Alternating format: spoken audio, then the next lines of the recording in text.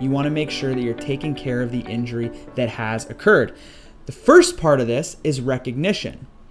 To recognize the signs and symptoms of a concussion and know when to pull yourself out of the game. And that's fitting because this week is Team Up, Speak Up week. Just like I was saying, this comes down to recognition of the concussion injury and recognizing it not only in yourself but in your teammates and being able to speak up about it to get that player off the field, off the ice.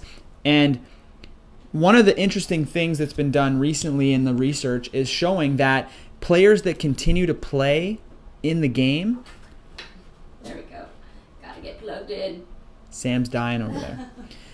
In order for, that's a short cord there. There we go. Got it. In order for, when they're looking at concussion incidents in players that continue to play in the same game, they find that the recovery time is much, much longer.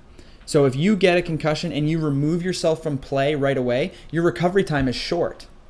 But if you continue to play in that game, the recovery time is longer. And the longer you continue to play, the longer the recovery time becomes. Sometimes it's like 8 times longer. So it's very important to pull yourself out of the game, or if you're listening to this and you're a parent, tell your kids to pull themselves out of the game, because as important as you think this game may be, the next one may be more important, and it's important to get them out of this one so that they may be able to play in the next one, right? And not only that, you're removing the chance for increased injury, right? So when you've had a concussion, you're potentially more susceptible to future concussions. And so getting out of that game protects you from future concussions, but also what it does is reduces body temperature. So there's been some studies on animals specifically. If an animal gets a concussion and they keep its body temperature elevated, you have an increased release of a compound called glutamate.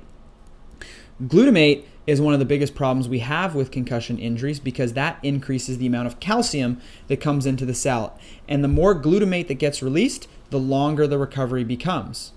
And studies done on animals show that if you keep the body temperature elevated, the more glutamate gets released.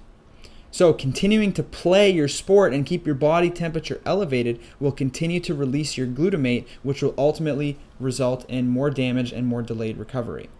So this is why it's important to pull yourself out of the game. And we actually tell some of the trainers we work with to try and cool the athlete down, right? Get their gear off. If you're outside, sit them in the shade, right? Obviously, if you're in a hockey rink, that's great because you're already in a nice, cool environment. You don't have to do anything else. Just make sure you get their body temperature down, just to even normothermic, what they call normothermic levels, is important.